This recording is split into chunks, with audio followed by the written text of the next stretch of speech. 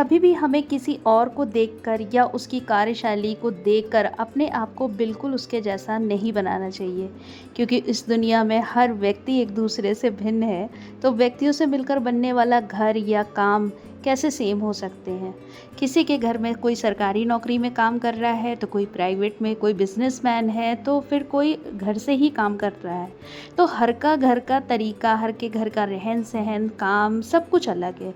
कोई सुबह ही खाना बना लेता है पूरा, तो कोई ब्रेकफास्ट लेगा, फिर लंच लेगा, फिर शाम को, फिर रात का डिनर। तो सबका कोई बहुत मतलब कि ये सिंपल खाना खाता है, कोई बहुत टेस्टी, मतलब हर चीज़ होनी चाहिए, अचार, खटाई, चटनी, रायता, दाल, चावल, रोटी, सब्जी, सब कुछ।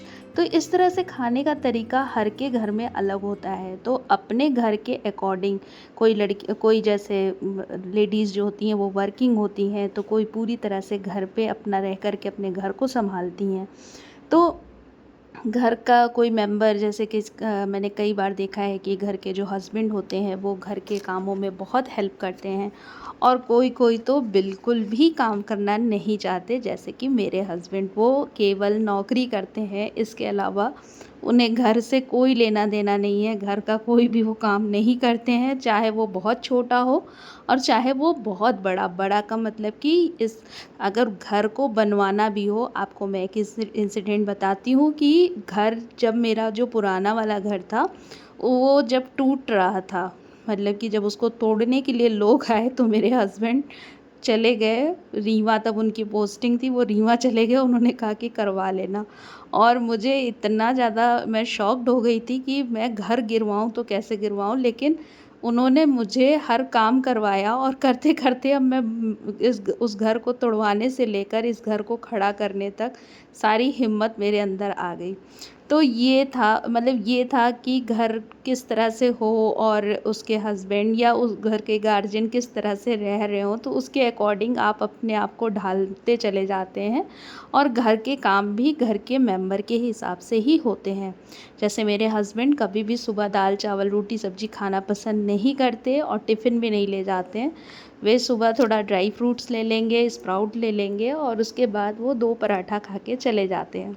अब जैसे मुझे बच्चों को स्कूल भी छोड़ने जाना होता है, तो अभी तो फ़िलहाल छुट्टियां चल रही हैं, इसलिए अभी ये रूटीन चल रहा है कि हस्बैंड को भेजने के बाद, और मैं अपना घर का काम कर लेती हूँ, फिर नहाती धोती हूँ, पूजा कर लेती हूँ। अच्छा, और एक चीज़ और होती है, पूजा पाठ भी करना। पूजा कुछ लोग बहुत अर्ली कर लेते हैं, और कुछ लोग सोचते हैं, जैसे मेरी ये सोच है कि जब तक मेरा घर पूरी तरह से साफ़ सुथरा ना हो जाए, तब तक घर की पूजा मैं नहीं कर सकती। हाँ, कभी कभी हो सकता है कि इन केस कभी पूजा मैंने जल्दी कर ली, और उसके क्योंकि जब कभी घर में बहुत ज़्यादा काम सफाई का होता है, तो लगता है बहुत टाइम लग जाएगा, तब मैं नहा के पूजा करके फिर अपने काम को निपटाती हूँ। बट आम दिनों में मैं पहले अपने घर को साफ रख करती हूँ, पूरा कूड़ा बाहर करती हूँ, उसके बाद ही मैं पूजा करती हूँ। क्योंकि मेरी मम्मी एक बात कहा करती थी कि घर से दरिद्रता, यानी कि गंदगी को पहले बाहर करना चाहिए, और उसके बाद फिर घर में लक्ष्मी या भगवान का को उन्हें मतलब आह्वान करना चाहिए या बुलाना चाहिए, उनकी पूजा करनी चाहिए। दिन का खाना बना ली हूँ, और खाना बना के मैंने रख दिया है, और अभी बज रहे हैं 12। तो 12 बजे तक मेरे घर के सारे काम हो गए, मेरा खाना भी बन के रेडी हो गया, और अब बच्चे लोग जब उठेंगे तो खाएंगे। तो खाने में सिंपल खाना बना है, दाल, चावल, रोटी, सब्जी। तो ये है प्याज और टमाटर का दही वाला, वो जो बनता है दही डाल के रायता टाइप का। ईशान को बहुत पसंद है, सबको बहुत पसंद है। ये दाल बना दी, ये आलू बोड़ा की सब्जी बना दी, रोटी, और इसमें है चावल। तो ये सिंपल खाना बन गया। किचन पूरी क्लीन हो गई। अभी तावा गरम है, इसलिए तावा भी नहीं हटाई हूँ, बाकी सब खा लेंगे तो फिर किचन साफ़ कर दूँगी। और आज एक खुशी की बात मेरे घर के लिए ये है कि मेरे हस्बैंड, जो लगभग 3 साल से रायबरेली पोस्टेड थे, और उसके पहले भी वो बांदा में रहे, और उसके पहले वो रीवा में रहे, तो अब काफ़ी दिनों बाद वो घर के थोड़े से करीब उनकी पोस्टिंग हुई है, यानी कि प्रतापगढ़। और मैं तो प्रयागराज में रहती हूँ, तो अब हस्बैंड प्रतापगढ़ उनकी पोस्टिंग हो गई है, तो घर के वो थोड़े और करीब आ गए हैं, तो हम लोग इस बात से बहुत खुश हैं।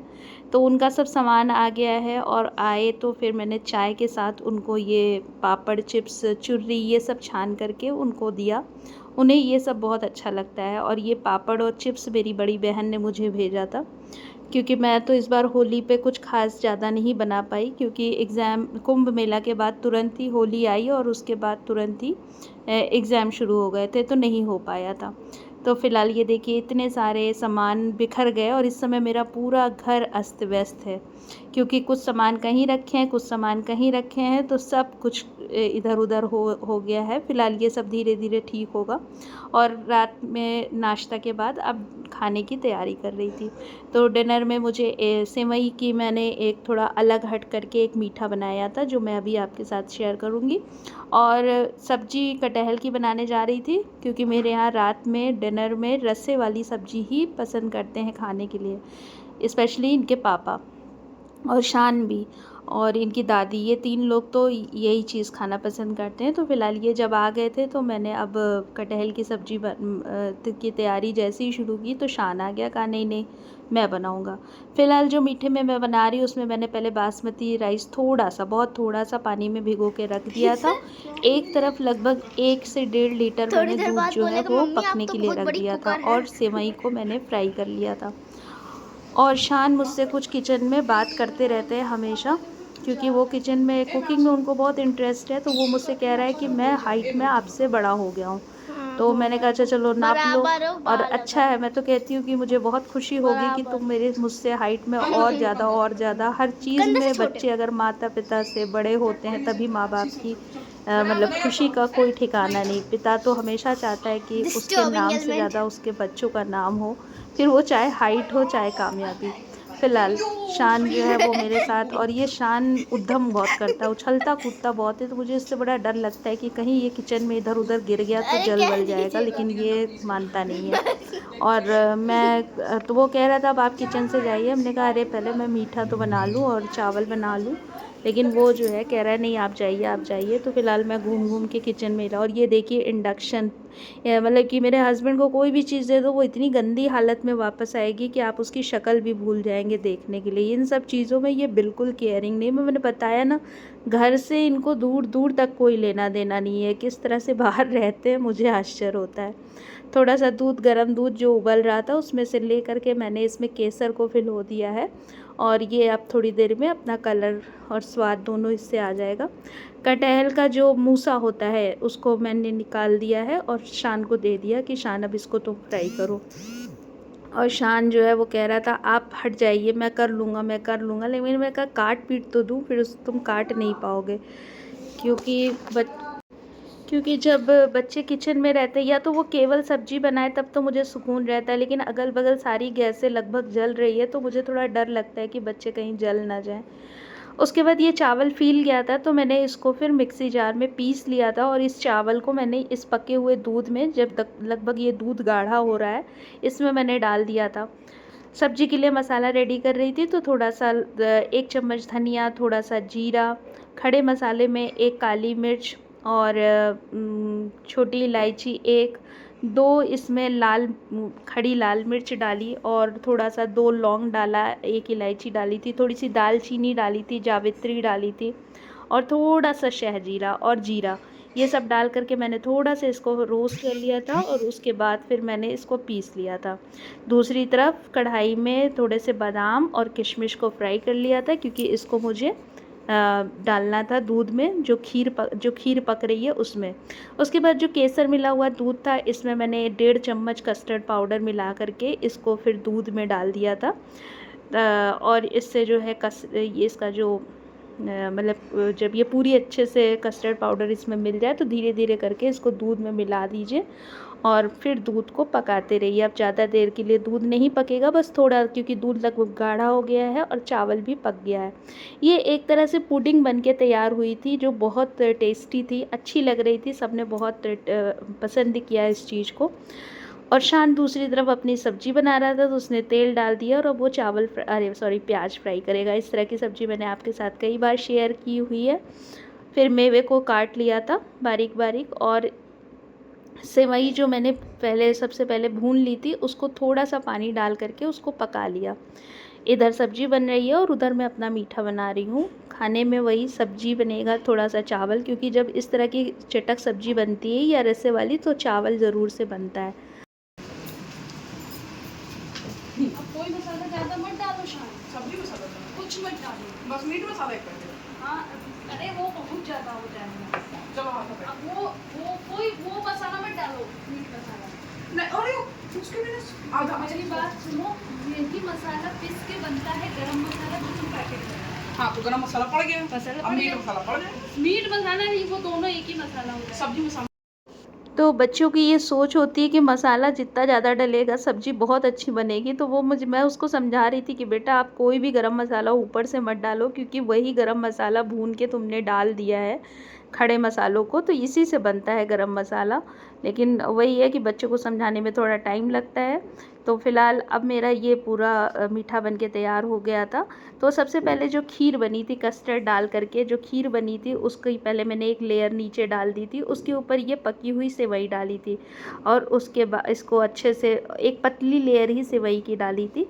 और उसके बाद फिर मेरे पास आम रखा, उसके बाद आम की छोटी छोटी पीसेस काट ली थी, उसकी पूरी एक लेयर बना दी थी। फिर उसके बाद फिर से उसी खीर का जो मैंने खीर जो बनाई थी कस्टर्ड डाल के, कस्टर्ड उसका फिर से एक लेयर डाली, उसके ऊपर फिर से एक सेवई की लेयर डाली, उसके बाद फिर से आम डाला। इस तरह से मैंने 3 लेयर बन के रेडी की थी और इसको फ्रिज में रात भर के लिए रख दिया था। और ये बिल्कुल चिल्ड हो गया था, तब मैंने इसको सुबह सबको दिया था और ये खाने में बहुत अच्छा लगा था, सबको बहुत टेस्टी लगा था, क्योंकि ये एक तरह से पुडिंग बन के रेडी हुई थी। तो बच्चों ने भी इसको पसंद किया और इनके पापा ने। और अब आपको मेरे आगे के ब्लॉग में आपको रात के डिनर में जो है वो रस्से की सब्ज़ी और एक मीठा ज़रूर मिलेगा, क्योंकि मेरे हस्बैंड इन दोनों चीज़ों को बेहद पसंद करते हैं और उन्हें मीठा बहुत पसंद है। मतलब खाने के बाद एक स्वीट डिश ज़रूर होनी चाहिए। नॉर्मली ज़्यादा क्या बन पाता है, ज़्यादातर सेवई है, खीर है या मैंगो शेक है, इसी तरह की चीज़ें बनती है, बट बनेगी ज़रूर से। तो ये बन के रेडी हो गया था और इसको मैंने फिर फ्रिज में डाल दिया था। तब तक शान की इधर देखिए सब्ज़ी बन के रेडी हो गई थी, जिसको हम जो हिंदू मतलब कि जो वेजिटेरियन लोग होते हैं उसको लगभग कटहल को क्या कहते हैं, कटहल को देशी चिकन कहते हैं। मतलब कि ये वेजिटेरियन लोगों का ये चिकन होता है। तो ये बन के बहुत अच्छी रेडी हुई थी और वास्तव में ये बहुत अच्छी बनी थी। तो बस खाना परोस रही थी, तो रोटी और सब्ज़ी और चावल, सलाद और चटनी तो मैंने काट करके सलाद और चटनी मैंने डाइनिंग टेबल पे रख दी थी। उसके बाद फिर मैंगो शेक बनाया था, क्योंकि जो मीठा बनाया था वो तो कल खाया जाएगा, तो पर इसलिए आज मीठे में मैंगो शेक ही बनाया था। ये था आज का व्लॉग। आई होप आपको अच्छा लगा होगा। तो प्लीज़ मेरे चैनल को सब्सक्राइब और वीडियो को लाइक ज़रूर से करिएगा। फिर से मिलेंगे नए व्लॉग में। Good bye.